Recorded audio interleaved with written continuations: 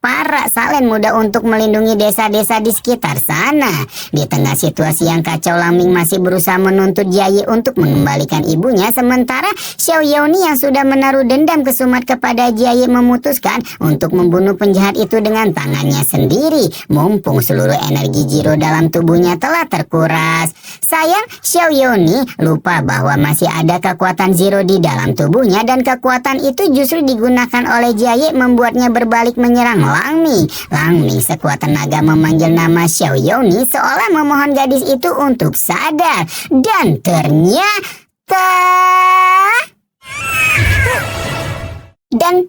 ternyata Xiao Yaoni memilih untuk mengakhiri hidupnya sendiri demi melepaskan diri dari penderitaannya karena selalu hidup dalam kendali orang lain. Dengan sisa-sisa kesadarannya, Xiao Yaoni menusukkan ke hulu hatinya dan membuat segera jatuh tertantu tanah sebelum Laming buru-buru mendekap tubuhnya.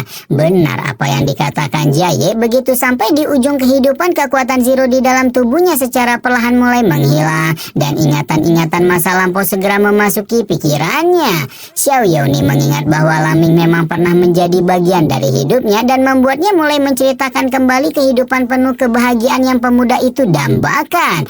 Laming meminta Xiao Yaoni untuk mengingat kehidupannya sendiri, namun di ujung napasnya Xiao Yaoni mengemukakan bahwa selain kejahatan, hanya ada Laming seorang yang memenuhi ingatannya.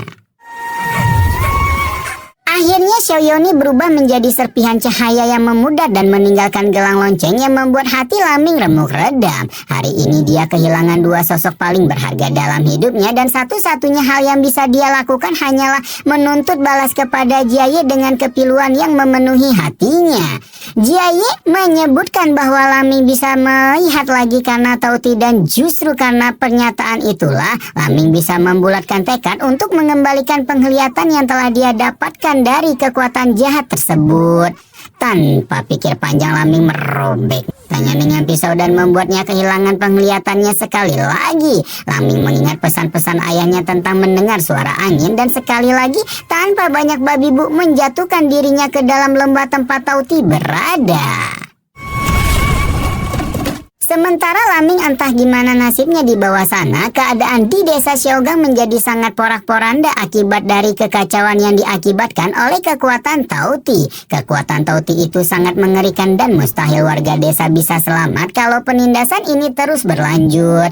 Karena tidak punya pilihan, Du Sampao memerintahkan seluruh Salen untuk mengaktifkan formasi tempur meski